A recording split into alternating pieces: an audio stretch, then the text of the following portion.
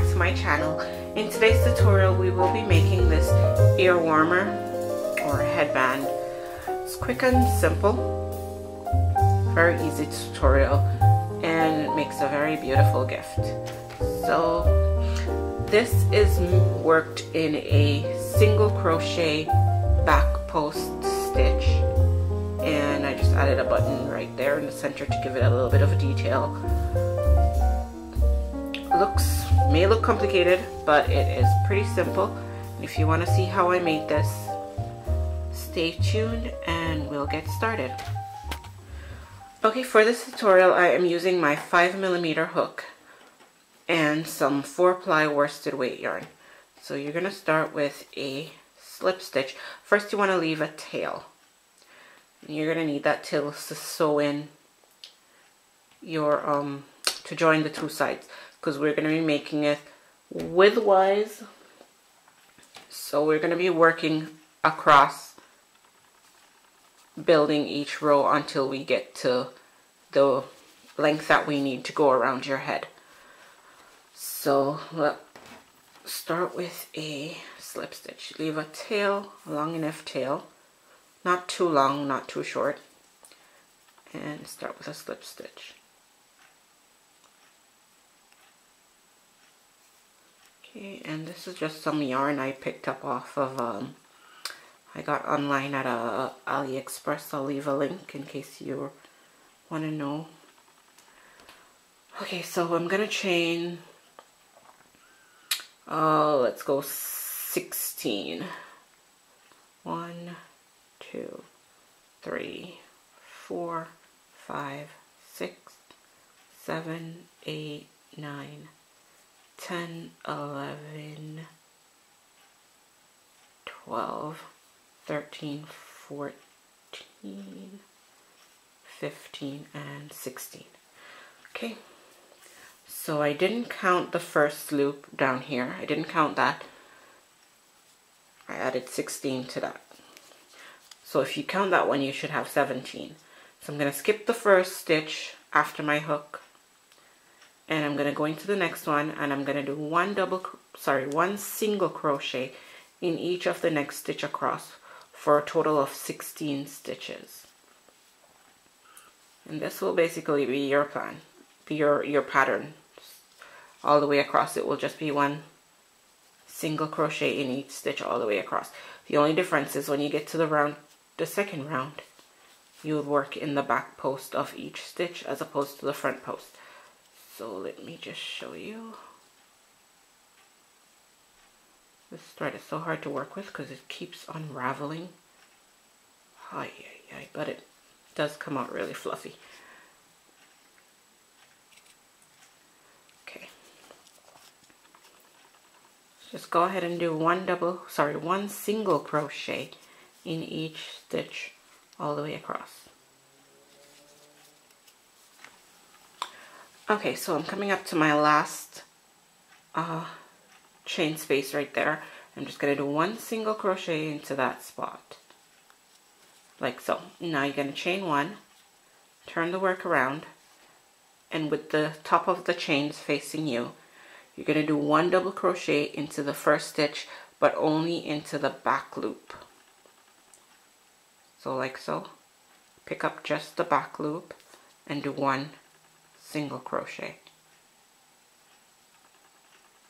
And you're going to do the same, one single crochet into just the back loop of each of the next stitch all the way across. And that is going to be your pattern for the entire project. So just single crochet into the back loops only.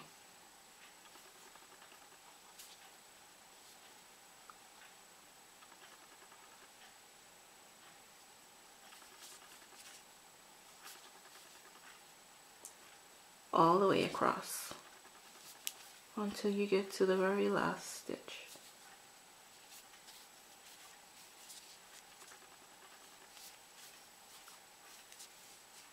And make sure to keep track of your count. You started with a chain of 16, so you should have 16 stitches all the way across. And in the second round is where you want to make sure you count to see that you have 16.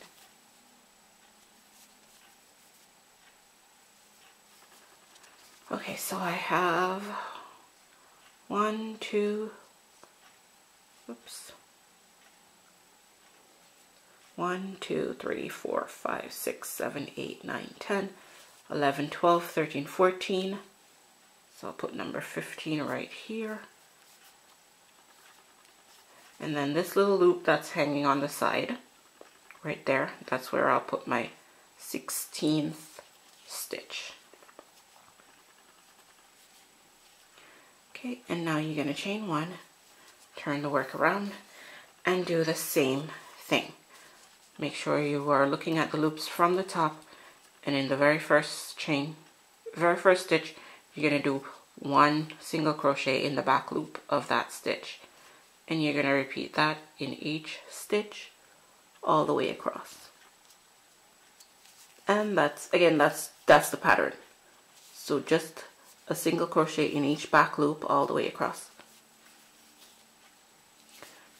Okay, and that's it. And you keep going until you have the length of your headband.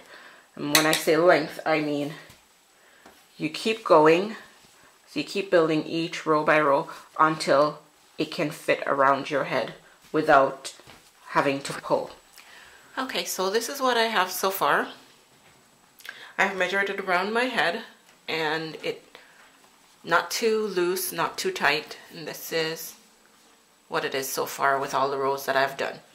Okay, and I lost count of how many rows I did, but if counting just each ridge, like each bump, let me see, if I stretch it this way it makes it more pronounced. Okay, so if I count each of these ridge, I have 28 ridges. I don't know if you understand what I mean, but each of these bumps adds up to 28. Not sure if that makes any sense, but that's what I have so far. So anyways, I ended on the same side. I ended my row on the same side where my tail is on the other, at the end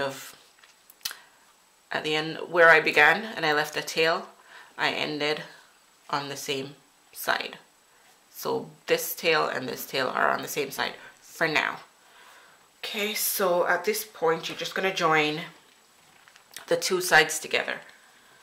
And where's my needle? Okay, so you're going to join with a slip stitch all the way down. You can do that, or you can just cut a long tail off and do and just sew the two sides together. So let's see, I'm just gonna slip stitch into that last chain space from the very first round, like so, and pull through. And then I'm going to pick up the back loop there and the front loop of this other side and slip stitch like that. Let me try to get this in focus.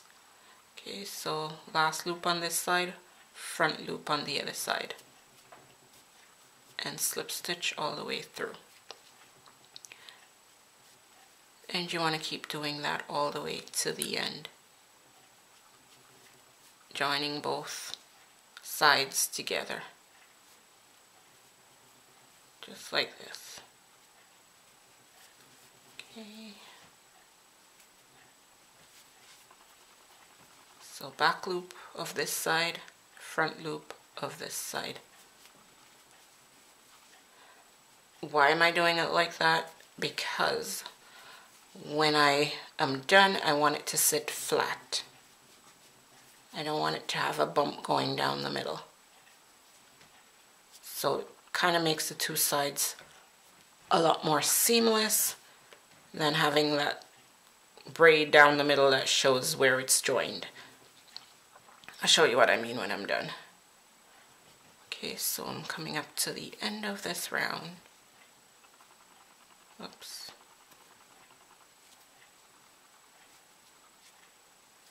Okay, there you go. And for the last stitch, oops, my stitches are a little bit tight on the edges, but that's okay. All right, and when I get up to here, so my one tail will be on this side and the other tail will be on the other side. Why is that important? You'll see. Okay, so I'm just gonna pull up my thread, cut off a decent length tail. Whoops. I don't know if you saw that. So this is where I ended my last stitch. So I pull up my loop, cut off my tail, and pull through this tail through that loop to end that. Okay, and so when I open my headband, it's flat, so it's not really detectable where the stitches were joined. Okay, so now for the fun part, if you may. Okay, so this is our headband so far. You can leave it at this if you are satisfied with it like this. I mean, after you weave in your ends.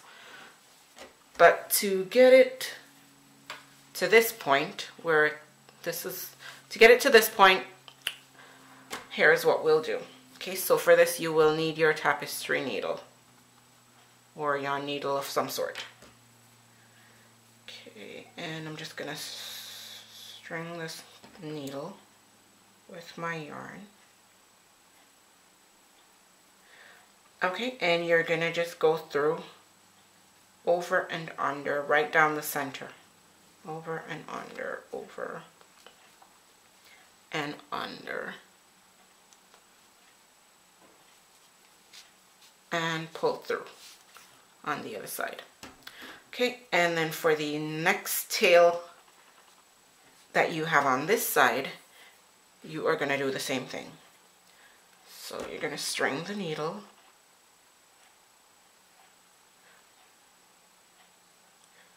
This thread frays a lot. Kind of hard to work with. But I don't mind it because it's really soft. Okay, so you string your needle. Hi. My light's falling down. Okay, so for this side, here is what you'll do. Let me give you a close-up. So you go in, and you're going over, under, over. It's just going through, and through, all the way to the other end. So now you should have a tail at this end, and a tail at this end. Okay? And all you're gonna do is pull together. You pull this one, and pull this one. And that's it. Now you're going to turn it over to the underside, which would be the inside. And you're going to just pull it tight and tie them together.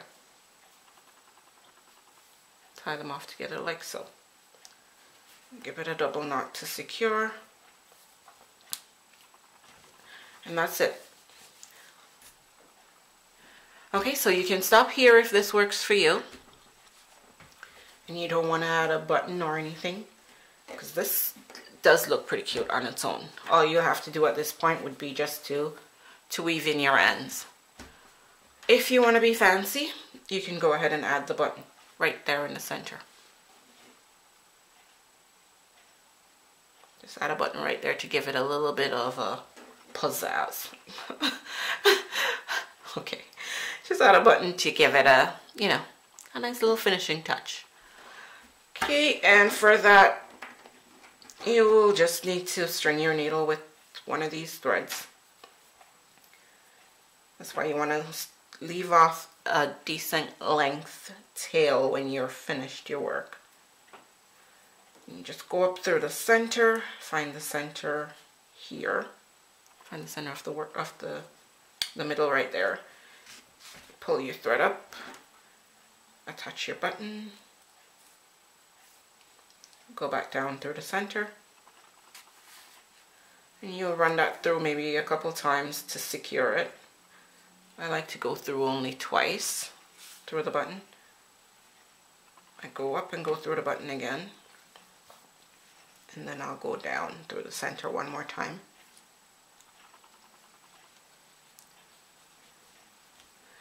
And pull through my thread, and then I'll tie it off again with the tail that was already there.